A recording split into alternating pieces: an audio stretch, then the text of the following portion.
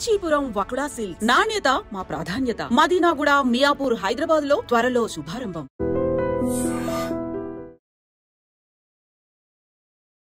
Hi, hello, నమస్తే, welcome back to iDream media. ఈరోజు మనతో ఉన్నారు హైకోర్టు అడ్వకేట్ అయిన పృథ్వీ గారు. ముఖ్యంగా అమెరికన్ ఎలక్షన్స్ రిజల్ట్స్ ఏ విధంగా ఉందో మనకు తెలుసు. ట్రంప్ అయితే గెలిచడం జరిగింది. అయితే H1B వీసాల పరిస్థితి ఏంటి, ఇప్పుడు వాటిపై ఉన్న అప్డేట్ ఏంటి తెలుసుకుందాం. నమస్కారం సార్. నమస్తే సార్. H1B వీసాలు ఇకపై ఏ విధంగా తారుమారు కానున్నాయి, దాంట్లో ఉన్న అప్డేట్స్ ఏంటి, అందులో ట్రంప్ ఎలాంటి డెసిషన్స్ తీసుకోబోతున్నారు అంటారు? మనకి H1Bకి వెళ్ళేటప్పుడు first we have to know about how many visa structures are there. US ఎన్ని వీసా స్ట్రక్చర్స్ ఇస్తాయి అంటే అక్కడ ఉండేటువంటి ఇమిగ్రేషన్ లాస్ ప్రకారం మనం ఆలోచిస్తే దాని మన సిచ్యుయేషన్ మనకు అర్థమవుతుంది. ఫస్ట్ అంటే ఎంత ప్యాథటిక్గా మనం ఇండియా నుంచి అబ్రాడ్ వెళ్ళాలి అనే దాని మీద మనం వేసి ఎతికేటప్పుడు వీసాస్ని ఒకసారి వెరిఫై చేస్తే కానీ మనకి క్లియర్ ఐడియా ఉండదు. మనకి అక్కడ ఒక 6 to 7 టైప్స్ ఆఫ్ వీసాలు ఉంటాయి. ఒకటి ఇమిగ్రేషన్ వీసా అంటారు. ఇమిగ్రేషన్ అంటే పర్మనెంట్గా వచ్చి సెటిల్ అయిపోండి అని చెప్పేసి పిలిచి ఆ కంట్రీలో సెటిల్ అవ్వమని చెప్పేసి అడిగేటువంటి ఒక పద్ధతి, దాన్ని ఇమిగ్రేషన్ వీసా అంటారు. ఇమిగ్రేషన్ వీసా అప్పుడు ఏంటంటే దాంట్లో ఒకప్పుడు వెళ్ళి సెటిల్ అయిన వాళ్ళు, ఎప్పుడో ఆల్రెడీ ఉన్నవాళ్ళు, అంటే చెప్పాలంటే శరణార్థులు అని చెప్పచ్చు. అక్కడికి వెళ్ళి ఉన్న వాళ్ళకి ఆ కంట్రీ డిక్లేర్ చేసింది. మెయిన్గా ఏంటంటే ఈ యూరోపియన్ కంట్రీస్ నుంచి ఎట్లా సెటిల్ అయిపోయిన వాళ్ళు వాళ్ళందరూ కూడా వాళ్ళకి ట్రంప్ సపోర్ట్ చేస్తున్నాడు. ట్రంప్ సపోర్టింగ్ పాలసీ అర్థం వాళ్ళు ఫస్ట్ వాళ్ళకి ట్రంప్ సపోర్ట్ చేస్తున్నాడు. మొన్న ఎలక్షన్లో కూడా వాళ్ళకి సపోర్ట్ చేస్తున్నాను అంటే ఈ నీగ్రోస్ కానీ లేకపోతే యూరోపియన్స్ కానీ వాళ్ళందరూ శాతం ఎక్కువ. యాక్చువల్గా యుఎస్ తీసుకుంటే యుఎస్ ఈజే దాంట్లో యుఎస్ వాళ్ళు ఎవరంటే ఎవరు ఉండరు, అందరూ ఇంకో చోట వెళ్ళి సెటిల్ అయిన వాళ్ళు. ఇంగ్లాండ్ నుంచి వెళ్ళి సెటిల్ అయితే వచ్చింది USA, country of immigration, country of immigration, rightly said. అందుకని ఏంటంటే దాంట్లోనే ఏమన్నాడంటే ఇమిగ్రెంట్స్, నాన్ ఇమిగ్రెంట్స్ అన్నాడు. ఇమిగ్రెంట్స్ అంటే ఎప్పటి నుంచో వచ్చి సెటిల్ అయిపోయి ఉన్న వాళ్ళందరూ కూడా, అండ్ నాన్ ఇమిగ్రెంట్స్లో కేటగిరీస్లో ఇవన్నీ వస్తారు. దాంట్లో ట్రాన్సిట్ వీసా అని చెప్పేసి అంటారు. ట్రాన్సిట్ వీసా అంటే ఏంటంటే ఒక కంట్రీ నుంచి ఇంకో కంట్రీ వెళ్ళేటప్పుడు కొంచెం కొన్నాళ్ళు ఉండి వెళ్తాం కోసం వచ్చేది ట్రాన్సిట్ వీసా. ట్రాన్సిట్ వీసా కూడా ఇట్స్ రెగ్యులేషన్, ఇది నిన్నాళ్ళు ఉండాలి అన్నారు. మనకి H1B దగ్గరికి వచ్చేసరికి ఈ ప్రాబ్లం వస్తుంది.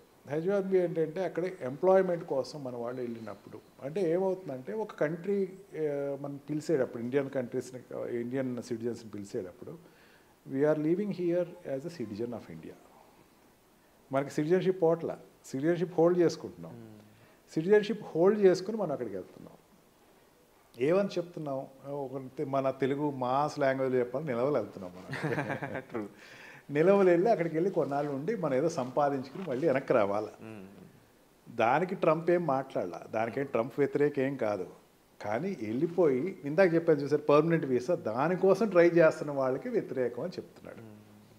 అంటే ఇప్పుడు ఏ కంపెనీ అయినా సరే, ఇప్పుడు మెయిన్ ఎక్కువ సెక్టర్ వెళ్ళేది మెడికల్ అండ్ సాఫ్ట్వేర్ సెక్టర్స్ వెళ్తారు. మెడికల్ రూల్ అవుట్ లేండి, సాఫ్ట్వేర్ సెక్టర్లో వెళ్తారు. Software and science and technology అంటే ఈ స్పేస్ ఇంజనీరింగ్ కానీ వీళ్ళు కానీ సైంటిస్టులు వెళ్తూ ఉంటారు. ఈ సాఫ్ట్వేర్ సెక్టర్లో వెళ్ళే వాళ్ళు H1B వీసా మీద వెళ్తారు. దట్ ఈస్ ఫర్ ఎంప్లాయ్మెంట్, అంటే కాంట్రాక్ట్ ఎంప్లాయ్మెంట్ ఉంటుంది. ఇండియా లాగా నీకు ఎంప్లాయ్మెంట్ వచ్చారంటే 60 years వరకు నీకు రిటైర్మెంట్ వరకు ఇదే ఎంప్లాయ్మెంట్ అనేది అక్కడ ఏమి ఉండదు. దేనికైనా కాంట్రాక్ట్ అనేది ఒకటి ఉంటుంది. మనం ఫస్ట్ ఆ పాలసీ అర్థమైతే మనకి మనం పడుతున్న ఆందోళన కానీ ఆదుర్ది కానీ అర్థమవుతుంది.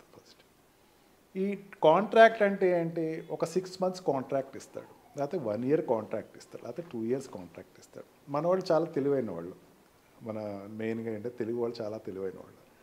అక్కడికి వెళ్ళిపోయి ఆ కాంట్రాక్ట్ అయ్యే లోపల అక్కడ రిజిగ్నేషన్ ఇచ్చేసి ఇంకో దాంట్లోకి వెళ్ళిపోతారు. ఓకే, కొత్త కాంట్రాక్ట్లోకి ఎంటర్. అంటే ఫర్ ఎగ్జాంపుల్ ఇక్కడ నుంచి ఒరాకిల్ కార్పొరేషన్కి వెళ్ళాడు అనుకోండి. ఒరాకిల్ కార్పొరేషన్ ఒక 9 months 11 months 1 year కాంట్రాక్ట్ ఎవరు 11 months కాంట్రాక్ట్ ఇచ్చాడు అనుకోండి. వాడు ఏం చేస్తాడంటే 10th monthకి వచ్చేసరికి వెంటనే ఒరాకిల్ నుంచి ఇంకొక వేరే దాంట్లోకి షిఫ్ట్ అయిపోతాడు. అప్పుడు ఏమవుతుంది, కొత్త కాంట్రాక్ట్ స్టార్ట్ అయిపోతుంది. కొత్త కాంట్రాక్ట్ స్టార్ట్ అయ్యేసరికి ఆటోమేటిక్గా ఈ లోపల వాడు పెళ్లి చేసుకుంటాం, పిల్లలకి అంటాం ఏదో అవుతుంది. ద మూమెంట్ పిల్లలు పుట్టారు అంటే ఆ పిల్లవాడికి పర్మనెంట్ వీసా వస్తుంది. అవును, అక్కడ by birth permanent visa holder యొక్క ఫాదర్ ఏమవుతుంది, ఖచ్చితంగా వాడికి కూడా స్టేటస్ ఇవ్వాల్సిందే. దీనికి ప్లానప్ చేస్తారు అక్కడికి వెళ్ళిన వాళ్ళు చెప్తున్నారు. వాళ్ళ మైండ్ సెట్స్ అట్లా ఉంటాయి. ఇక్కడ నుంచి మనకు అదంతా కనపడదు, ఫోర్కాస్టింగ్ కనపడదు.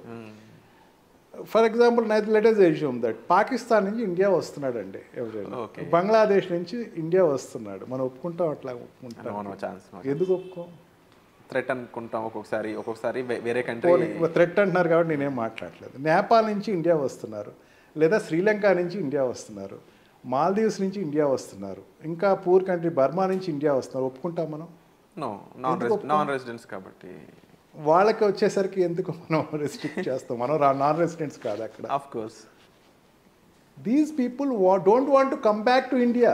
ఇండియా వద్దు నాకు, ఇంకా అక్కడికి వెళ్ళిన తర్వాత నాకు ఇండియా నేను రాను, మీరు ఏం చేసుకుంటారు చేసుకోండి, నేను ఇండియాకి రాను అనేటువంటి తత్వానికి వాడు వ్యతిరేకం. ఓకే, ఆ తత్వం మనకు ఉండకూడదుగా. జాబ్కి ఇప్పుడు ప్రాబ్లం లేదండి. ఇప్పుడు ఈవెన్ టిల్ టుడే ఇమైగ్రేషన్లో చైనాని ఎప్పుడైతే పక్కన పెట్టేస్తున్నారు, ఇంకా ట్రంప్ విషయానికి లెటెస్ట్ కమ్ టు ట్రంప్ తర్వాత ఇద్దాం.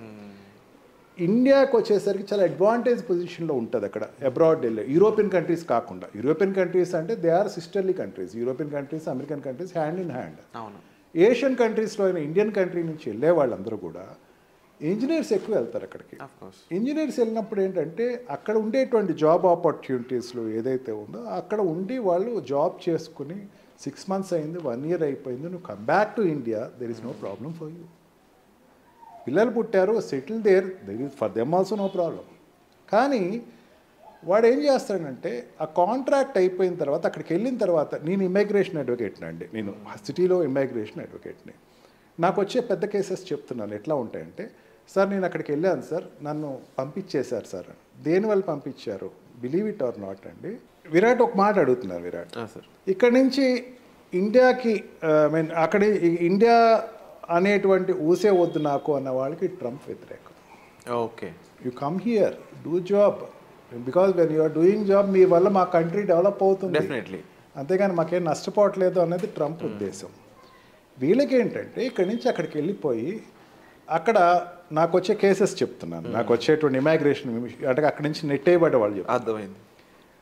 మన ఇప్పుడు నా కార్ పార్కింగ్ ఈ స్టూడియో ముందు పార్క్ చేసేటప్పుడు 4 సార్లు చూసుకున్నాను, ఎందుకంటే పార్కింగ్ జోన్ లేదు నాకు. పార్కింగ్ జోన్ లేక ఎక్కడో పక్కన పార్క్ చేశాను. It is crime against in US. Okay, 4 times అట్లా క్రైమ్ చేస్తే వాడిని డిపోర్ట్ చేస్తారు. ఓహో, ఇండియా అక్కడ ఉంచారు. అండ్ మనకి చెత్త ఎక్కడెక్కడ పడితే అక్కడ పడేసేయటం అలవాటు ఉంటుంది, రీసైక్లింగ్ బిన్స్. మనకేంటంటే ఈ చెత్త ఎక్కడెక్కడైతే అక్కడ పడేయటం అనేది ఒక క్రైమ్. దానికి టికెట్ ఇస్తారు, దాని టికెట్స్ అంటారండి. అంటే మనకి ఇక్కడ చలానాలు ఎట్లా టికెట్ ఇస్తారు. ఆ టికెట్స్లో ఎక్కువ నాళ్ళు ఉంటే ఆ ఉండేటువంటి జడ్జి ఇక్కడికి పంపేస్తాడు. ఆ రీజన్ మీద కూడా డిపోర్ట్ చేస్తారు. ఎక్కువ అయ్యే అండి. చాలామంది అది తెలియదు, అది వాడు ఇక్కడికి వచ్చి ఆ మాట చెప్పడు. అండ్ ఆల్సో వీడు కొన్ని ఏరియాస్కి వెళ్ళకూడదు. అండ్ ఆల్సో గ్యాంబ్లింగ్ ఆడకూడదు. ఇండియన్స్ ఎవరు కూడా అక్కడ గ్యాంబ్లింగ్ ఆడకూడదు. బూజింగ్ చేస్తే మనకి డ్రంక్ అండ్ డ్రైవ్ కామన్, కానీ అక్కడ డ్రంక్ అండ్ డ్రైవ్ చాలా సీరియస్. ఇవన్నీ పారామీటర్స్ ఉంటాయండి. వాడిని అక్కడి నుంచి డిపోర్ట్ అవుతాడు ఇండియాకి. లేదు స్టూడెంట్ వీసాలోకి వెళ్తారండి. స్టూడెంట్ వీసా వెళ్ళినప్పుడు ఏంటంటే వాళ్ళు ఆ కాలేజ్ ఆ యూనివర్సిటీయే జాబ్ ప్రొవైడ్ చేస్తాయి. జాబ్ ప్రొవైడ్ చేసినప్పుడు ఏంటంటే ఆ స్టూడెంట్ వీసా ఆ జాబ్లే వీడు చేయాలి. అంటే అక్కడ ఇన్సూరెన్స్ ఎక్కువే, లోన్స్ ఎక్కువే. వీడు ఏం చేస్తారంటే అక్కడ లోన్ ప్రొవిజన్ ఇచ్చినప్పుడు ఆ కంపెనీ ఆ కాలేజ్ చెప్తుంది మీరు పలానా ట్యూషన్ సెంటర్లో ట్యూషన్ చెప్పండి, లేకపోతే పలానా బేకరీకి వెళ్ళి మీరు వర్క్ చేయండి, వాడేస్తాడు. మన Indians are very smart enough. వీళ్ళు ఏం చేస్తారంటే ఓటీ చేస్తారు. ఎక్కడ చేస్తారు? అక్కడ కాకుండా ఇంకో చోట చేస్తారు. వాడు ఏమనుకుంటాడంటే నన్ను ఎవరు చూడలేదు కదా అనుకుంటాడు. చాలా పెద్ద పొరపాటు అండి అది. క్రైమ్ అక్కడ. అక్కడ తెలిసినట్టు ఉంటే కనుక ఎక్కడ ఆపరండి వాళ్ళని. అక్కడ కూడా మాట్లాడు అవన్నీ వాడికి ఒక రికార్డ్ ఇచ్చి వాడు వచ్చేటప్పుడు సెకండ్ స్టేషన్స్లో అంటే ఎక్కడైనా సౌదీ కంట్రీస్లో కానీ లండన్లో కానీ ఫ్లైట్ మారే జోన్ ఉంటుంది కదా, అక్కడ వాడికి ఒక టికెట్ ఇస్తాను. You are deported from US, you cannot come back to okay, complete checkmate లాగా. చెక్మేట్. దీనిని ట్రంప్ టైటన్ అప్ చేస్తున్నాడు. ఇది మనకు కొంచెం ఇబ్బందిగా ఉంది. అండ్ డిపెండెంట్ వీసా అంటే ఇది వరకు ఏంటంటే ఇప్పుడు తగ్గింది. ఇది వరకు ఏంటంటే ఎవరో అక్కడ అమ్మాయిని చేసుకుంటాం, ఆ అమ్మాయి ప్రకారం వెళ్ళిపోవడం, అక్కడ డైవర్స్ తీసేసుకుంటాం. డైవర్సెస్ సిస్టము ఈ సిస్టమ్ అక్కడ ఇచ్చేస్తుంది. కాబట్టి ఎవరున్నారు అంటే ఇప్పుడు 3 పారామీటర్స్ చెప్పాను కదా విరాట్ మీకు. స్టూడెంట్ కంప్లీటెడ్ దేర్ డిగ్రీ ఏం చేయాలి? ఇండియా వచ్చేయాలి వెంటనే. వాడు రాడు, వాడు అక్కడే వాడి వీసా ఎక్స్పైర్ అయిపోద్ది. వీసాని పాస్పోర్ట్ని పెట్టుకుని ఎక్కడో దొంగచాటుగా ఉంటాడు. అట్లా ఉండేవాళ్ళు thousands and thousands of children ఉన్నారు అక్కడ. ఓహో. అండ్ సెకండ్ వాడు ఏంటంటే ఇందాక చెప్పాను చూసారా మీకు, ఈ టెంపరీ వీసా మీద H1B వీసా మీద వెళ్ళిన వాళ్ళు ఏంటంటే వాడు జాబ్ అయిపోయింది, నెక్స్ట్ జాబ్ రాలా, కానీ అక్కడి నుంచి ఇండియా రాడు. అక్కడే ఒరేకల్ అనుకున్నాం కదా, ఒరేకల్ 11 months కాంట్రాక్ట్ అయిపోయిందండి. 9th month 10th month next job రాలా, 11th month వరకు కాలయాపన చేశాడు. 11th month అయ్యేసరికి కాంట్రాక్ట్ అయిపోయింది కదా, వాడికి వెంటనే ఎగ్జిట్ పర్మిట్ ఇచ్చేస్తుంది. ఎగ్జిట్ పర్మిట్ తీసుకుని ఏం చేయాలి, కామ్గా ఎయిర్పోర్ట్కి వచ్చేసి ఇండియా వచ్చేసారు. వాడు రాడు, అక్కడే ఏం చేస్తాడు, ఎగ్జిట్ పర్మిట్ తీసుకుని అక్కడ ఒక స్టేట్ నుంచి ఇంకో స్టేట్, అంటే ఇక్కడ ఆంధ్రప్రదేశ్ నుంచి తెలంగాణ, తెలంగాణ నుంచి తమిళనాడు, ఇట్లా ఉండదు అక్కడ ఏవి. ఏ స్టేట్ ఆ స్టేట్ ఒక కంట్రీ. అక్కడ ఫెడరల్ కంట్రీస్ అవి, ఫెడరల్ స్టేట్స్ కాబట్టి ఒక కంట్రీ లాగా వాళ్ళ స్టేట్ పాలసీ వాళ్ళకే ఉంటుంది, పక్క స్టేట్ పాలసీ వాళ్ళకే ఉంటుంది. అంతేగాని ఇట్ ఈస్ నాట్ ఎంటైర్గా యూనియన్ ఇండియా రూల్ చేసినట్టు అక్కడ రూల్ చేయదు. ఆ ఫెడరల్ స్టేట్స్లో ఏం చేస్తాడంటే వాడు ఈ స్టేట్ నుంచి తప్పుకొని ఇంకొక స్టేట్కి వెళ్ళిపోతాడు, పాలసీస్ అనుకూలంగా ఉన్న స్టేట్కి వెళ్ళిపోతాడు. వాడికి తెలియదు డెస్టినీ, వాడు వెళ్ళిపోతాడు అంతే. అక్కడ ఏదో దొరకపోదా, మనకి ఎక్కువ ఫిలిం నాలెడ్జ్లోనే ఉంటాం కదా మనం అందరం, ఏదో జాబ్ దొరకపోదా, ఎవడో హీరో వస్తాడు వచ్చి మనం సేవ్ చేస్తాడు, అక్కడికి వెళ్ళిపోయే వాళ్ళందరినీ వెనక్కి పంపించేస్తాను అని ట్రంప్ ఇచ్చినటువంటి ఒక స్టేట్మెంట్. ఓకే, సో ఇది మనకి ఇబ్బందికరంగా మారే ఛాన్సెస్ చాలా. ఇప్పటివరకు ఏంటంటే ఈ గవర్నమెంట్ వాళ్ళు ఏమంటారంటే దీనివల్ల ఏమవుతున్నారు, మెసిబీస్, యాక్చువల్గా మెసిబీస్ అండ్ ఈ నిగర్స్ వీళ్ళందరికీ మన వాళ్ళు ఏం చేస్తున్నారు, అక్కడ చిన్న చిన్న ఉద్యోగాలు చేస్తున్నారు. చిన్న చిన్న ఉద్యోగాలు అంటే వీడు ఏం చేస్తున్నాడు, ఇక్కడ ఐఐటి రాలేదు, ఎన్ఐటి రాలేదు, పెద్ద ఇంజనీరింగ్ కాలేజ్లో జాయిన్ అవుతాడు విరాట్. జాయిన్ అయిన తర్వాత అక్కడికి వెళ్ళి జాబ్ చేస్తాడు. వీడి ట్యాగ్ లైన్ ఏంటి, ఐఎమ్ ఇంజనీర్, +2 తర్వాత ఏంటి 4 years అంటే +6 వీడు ఇంజనీరింగ్లో ఉంటాడు. ఆ జాబ్కి ఎవరు వెళ్తాడు, 10th class పోయినోడు వెళ్ళే జాబ్స్కి వీడు వెళ్ళి కాంపిటేటర్గా కూర్చుంటాడు. వాడేమవుతుంది, వాడికి ఈడ్చుకొడితే ఎంతమంది ఉన్నారు, 10 కోట్ల మంది జనాభా. అది ఆ జనాభాకి మనోడు వెళ్ళి కాంపిటీషన్గా ఉంటున్నాడు. వాళ్ళని వెనక్కి పంపించేస్తాను, వాళ్ళని ఇక్కడ ఉండనివ్వను అని ట్రంప్ తీసుకున్న ఒక సిద్ధాంతం. వాళ్ళ సైడ్ నుంచి చూసినప్పుడు ఇందులో ఎటువంటి తప్పు కానీ ఎక్కడా లేదు. అండ్ డెఫినెట్లీ దీనికి సంబంధించి ఇంకా ఎంతో ఇన్ఫర్మేషన్ అనేది మనం షేర్ చేయాల్సి ఉంది సార్. అండ్ డెఫినెట్లీ ఇలాంటి ఇన్ఫర్మేషన్ కోసం మీరు డిస్ప్లే అవుతున్న నెంబర్స్ కాల్ చేసి సార్ మీరు డైరెక్ట్గా కన్సల్ట్ చేయొచ్చు. అండ్ తప్పకుండా మీకు రైట్ ఇన్ఫర్మేషన్ అనేది ఇవ్వడంలో సార్ ఎప్పుడు ముందుంటారు. ఇక దీనికి సంబంధించి ఇంకా ఎన్నో ఎపిసోడ్స్ మీకు కావాలనుకున్నట్లయితే కామెంట్ సెక్షన్లో వీటిపై మీ అభిప్రాయం మెన్షన్ చేయండి. Thank you so much. Thank you.